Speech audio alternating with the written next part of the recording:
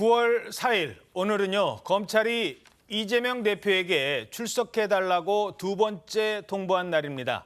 하지만 이재명 대표 2시간만 조사할 게 아니라면 오늘도 가지 않겠다고 선언을 했죠. 그 사이 이 대표의 단식 농성장에는 지지자들과 친명계 의원들의 발길이 줄을 잇고 있습니다. 마치 유세장처럼.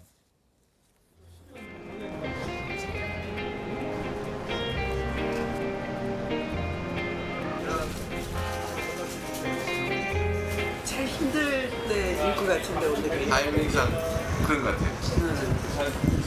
무도한 세력에 대해서 우리가 힘을 합쳐서 돌파해내야 된다 그런 의지를 보여주셨어요.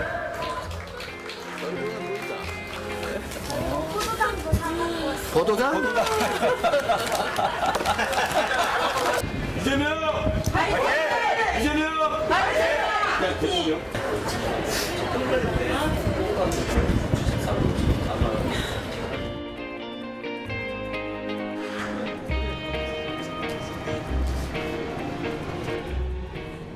네, 추미애 전 대표도 왔다 가고 많은 지지자들은 와서 눈물을 흘리고 일부에서는 우리도 단식합시다라는 얘기도 나온답니다.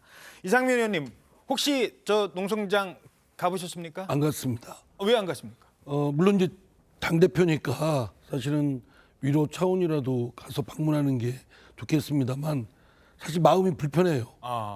우선 그 이재명 대표가 저렇게 단식을 하는 것이 물론 뭐 내세운 이유는 충분히 알겠습니다. 더구나 윤석열 대통령이나 정부, 국민의힘의 어떤 폭주라든가 독단이라든가 이거를 제어할 필요는 있겠지만 저렇게 제1야당 당대표가 단식을 무기한 내세우는 것이 그게 유용성이 있는지 실효성이 있는지 사실 선뜻 납득이 안 가요. 예. 제 마음이 이제 불편한 상황에서 뭐 쉽게 이렇게 가기가 뭐해서 안 갔습니다. 근데요, 저기 가도 또 없을 때도 있대요. 자, 최지은 기자, 저기서 계속 있는 게 아니라 출퇴근 단식을 한다고요? 예, 지금 9시 40분인데 지금 시각으로 가면 대표는 없습니다. 네, 10시, 오전 10시부터 밤 10시까지만 농성장을 지키겠다 지금 이렇게 설명을 하고 있어서요. 예. 오늘 오전에 출근하는 기자들도 한번 확인을 해봤는데 현장에 없기에 이제 뭐 대변인한테도 물어보니까 체력 단련 차원에서 그러니까 10시부터 10시까지만 지켜야지 그 이후 상황까지 버티긴 힘들다 이런 설명을 했다고 하는데요. 이 대부분의 일정을 이 농성장에서 공개 일정도 다 소화를 합니다만 예. 취침은 일단 대표실에서 합니다. 이 보통 농성장에 천막을 쳐놓고 안에서 숙식까지 다 하는 경우가 많은데 이 대표는 그렇지 않은 상황인 거죠. 이 한 언론이 자정 무렵 대표실 앞을 찾았더니 불이 켜 있더라 이런 보도를 하기도 했었는데 이 대표 측은 이에 대해서 국회 방호 인력이나 지지자들이 오면서 발생하는 경찰 병력 문제 같은 것들 때문에 안에서 취침은 하기로 했다. 지금 이런 설명도 하고 있습니다. 자, 이른바 계속 농성장을 지키지 않는 것을 두고 지금 여러 말이 나오고 있는데, 자, 그런데 정청래 의원은 생각이 또 다른 것 같습니다. 과거에 다른 사람 단식할 때는 좀 달랐거든요. 함께 보시죠. 자, 과거에 4년 전에 황교안 대표 단식할 때는요. 그때도 워낙 춥고 힘드니까 농성장을 계속 있지는 않았습니다. 그때는 정청래 의원이 뭐라고 했느냐? 이런 출퇴근 단식은 처음 봤다. 이게 단식이냐라고 얘기했거든요. 근데 지금은 저도 함께 하겠습니다. 어떻게 보십니까?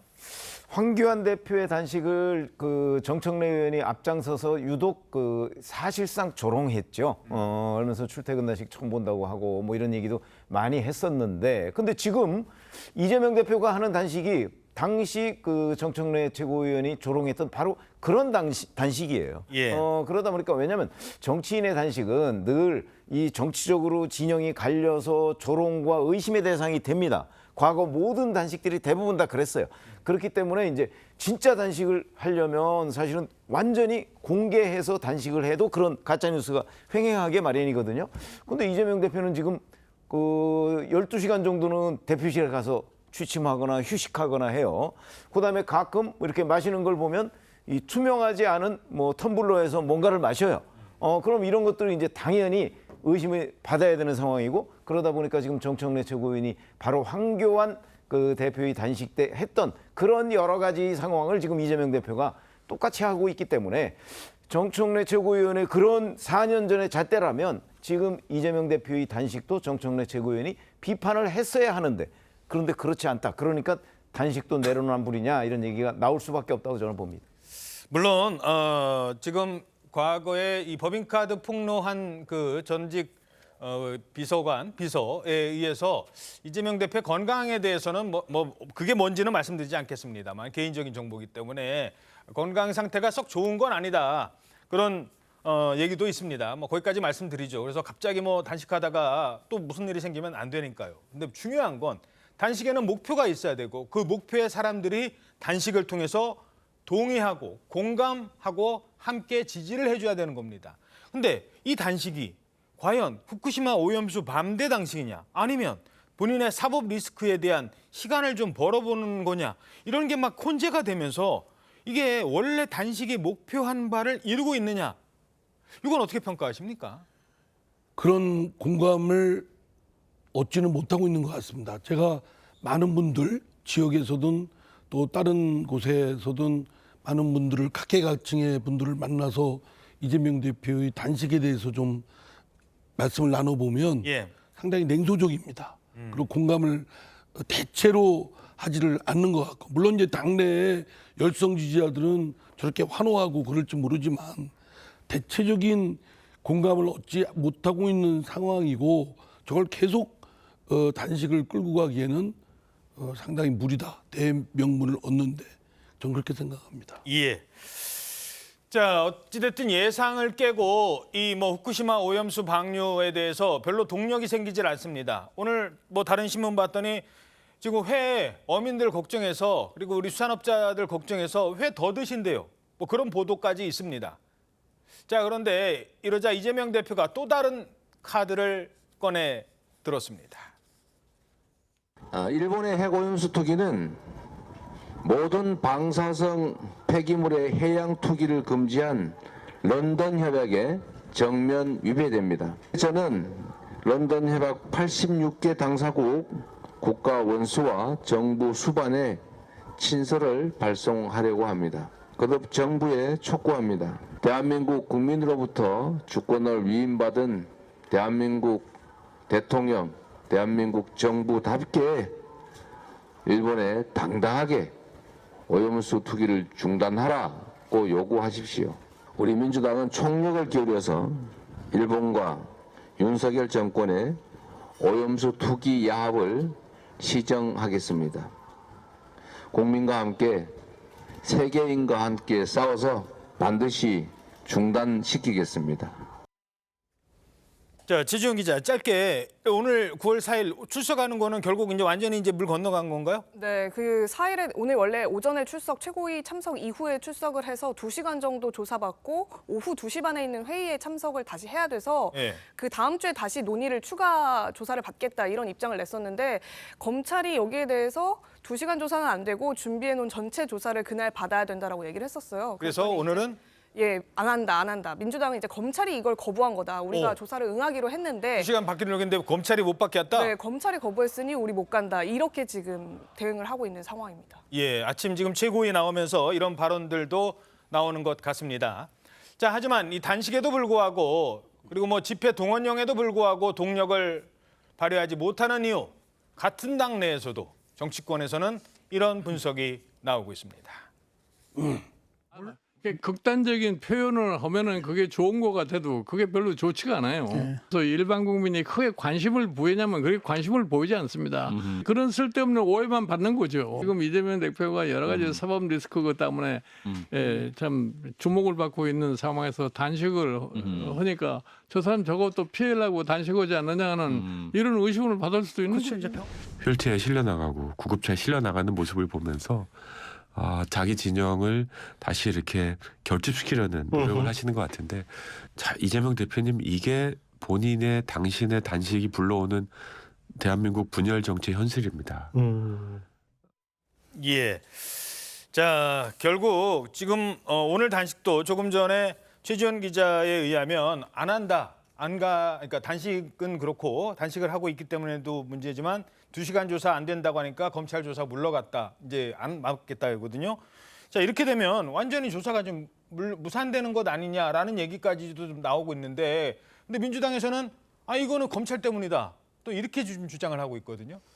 그러니까요. 지난번에는 또 그 8월 30일입니까? 이때쯤에서 출두하라고 그러니까 회기를 또 이렇게 그 정상적인 국회 회기인데 그걸 또 쭉 분리해가지고 그때는 또 비회기로 만드는 일을 했는데 이번에는 극단적으로 단식을 통해서 또 그걸 비껴가는 참 여러 가지 꼼수를 동원해서 본인의 사법 리스크를 벗는 그런 상황인 것 같아요. 예. 그래서 앞으로 지금 뭐 이제 저기 마지막 사법 리스크의 마지막 단계에 와 있는데 이제 틀림없이 병원에 적절한 기회에 입원할 것이고 이러면 재판도 그렇고 또 검찰 수사도 또 유감화시키고 그런 과정에서 당을 결집시켜서 만약 체포 동의안이 오면 부결시키거나 아니면 처음부터 무효화시키는 전부 퇴장해서 이런 여러 가지 수를 지금 쓰고 있는 것이 아닌가라는 생각이 들고요. 한 가지 얘기하고 싶은 것은 이 단식이라고 하는 것은 목숨을 걸고 하는 거 아닙니까? 본인이 추구하고자 하는 것을 위해서. 그런데 여러 가지 건강을 생각하면서 하는 것은 이게 단식인가? 그래서 지금처럼 아마 정치인의 많은 그 단식이 있었지만 지금처럼 조롱받는 단식은 참 없었다. 정치인들이 너무 희화화되고 정치권의 불신이 심해지는 것 같습니다. 예. 사실 이게 또 단식을 마무리하는 또 이른바 이제 퇴각을 하는 퇴로의 명분이 있어야 되는데 지금 아무것도 된 것도 없고 이런 상황에서 단식을 또 그냥 접기도 이재명 대표 입장에서는 그렇습니다. 지금 이제 이재명 대표가 내세운 그런 단식의 명분으로서는 윤석열 대통령 또 국민의힘 집권 여당의 하여튼 국정에 대한 실정과 하여튼 뭐 폭주, 독단 뭐 충분히 저는 이해가 갑니다. 예. 그거에 대해서 제어할 필요도 있고 바로잡을 필요도 있고 근데 단식을 통해서 가능한가? 그렇지는 않거든요. 예. 그러면 이제 사실 국민들께서 많은 불안과 이에 대한 냉소적인 그런 태도를 생각을 갖고 계신데 이거를 끝내려면 명분을 갖고 뭐 이렇게 해야 되겠다라는 거 하기에는 좀 어렵다고 생각됩니다. 이거를 시작한 이재명 대표가 결단을 해서 단식을 멈춰야 되지 않을까. 예.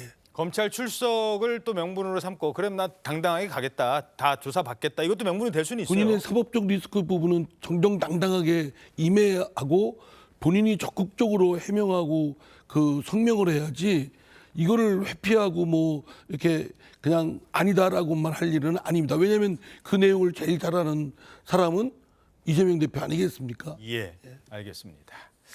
자, 그런데 오늘 200쪽의 질문까지 준비를 했는데 결국 무산이 됐습니다. 검찰의 고민은 커졌습니다. 왜냐? 이재명 대표뿐만 아니라 지금 이 사람들까지 통보를 거부했습니다. 오늘 힘들어하시고 또 잘 버티고 계시는 우리 이재명 대표님과 함께한 마음 너무나 감사하고요. 여러분과 함께하는 시간은 이 시간으로 마치고 자 그러면 우리 대표님 힘실어 드리고 화이팅 박수로 마치겠습니다. 네? 눈 가리고 하세요. 네.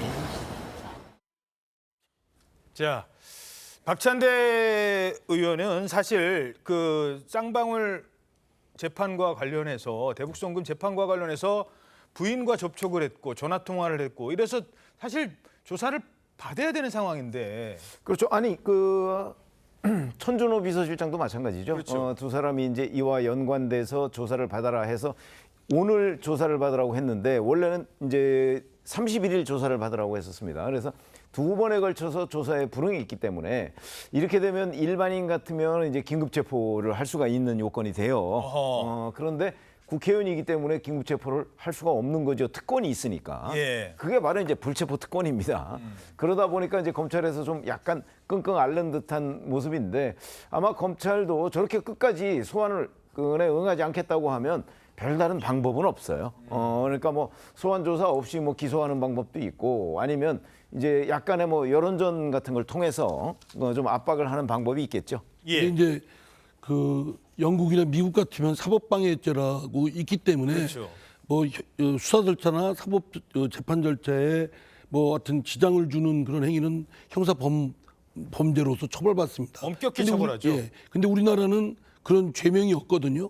그렇기 때문에 그러니까 김하영 전 지사를 재판정에 안 나오게끔 어떻게 뭐 했다. 사실은 잘 모르겠습니다만 예. 만약에 그렇다 할지라도 사법방해죄라는 죄명이었기 때문에 처벌하고 그걸 근거로 해서 수사할 수도 없습니다. 예. 뭐 체포나 구속도 할 수 없고 만약 한다면 이제 증거인멸죄인데 증거인멸죄는 뭐 드러난 사실도 없고 그러니까 검찰이 수사권을 발동하는 데는 좀 더 정밀하고 좀 신중할 필요가 있어요. 자꾸 막 여기저기 들쑤시는 것처럼 하다 보면 전체적인 공신력에서 뚝 떨어져가지고 오히려 본질적인 사안은 지금 대북송금 사건 아니겠습니까? 그 사건에 대해서 진단을 받게 되는데 그 주변에 관한 것을 또 언론 플레이해가지고 뭐가 있는 것처럼 이렇게 하지만 정작 저걸 수사하거나 재판에 붙여도 처벌할 수가 없는 상황입니다. 아마 이제 그런 분석이 있거든요. 그러니까 결국은 이제 나중에 이제 뭐 대법원까지 판결도 중요하지만 지금 가장 중요한 언론에서 바라보는 핵심은 이 사안의 핵심은 이재명 대표가 구속되느냐 구속되지 않느냐 구속영장 발부 조건에 증거인멸의 우려가 있으니까 지금 봐라 쌍방울 재판에 측근들이 와서 재판도 이렇게 지연시키고 그리고 지금 검찰이 백현동 조사할 때도 따로 불러 조사했던 게 과거에 그 위증 교사도 조사를 했거든요. 그러니까 이런 검찰의 의도가 사실은 엿보이기도 합니다. 그러니까 이제 검찰이 구속을 시키려는 그 목적은 형사 절차상 수사에 있어 부득이 이 사람을 신체의 자유를 제한을 해야 될 불가피성이 있어야 되는 것이고 그것이 작동하는 데는 법리적으로 비례성의 원칙 필요 최소한도의 법리에 따라서 해야 됩니다. 그런데 이제 야당 그 대표인 이재명 대표를 구속시키려는 그 목적만으로 어쩌면 정략적인 목적만으로 이것저것 다 들쑤시는 상황이 되고 어느가 하나 제대로 정리도 못한 상황이면 전체적인 대북 송금 사건 자체의 본질이 흐려질 수 있다. 예. 알겠습니다. 사실 언론에서는 이재명 대표의 구속 여부가 진검승부로 보고 있거든요. 하지만 검찰은 검찰 스스로 검찰에 맞는 수사를 해야 된다. 정치적 고려는 하면 안 된다라는 직언이었습니다.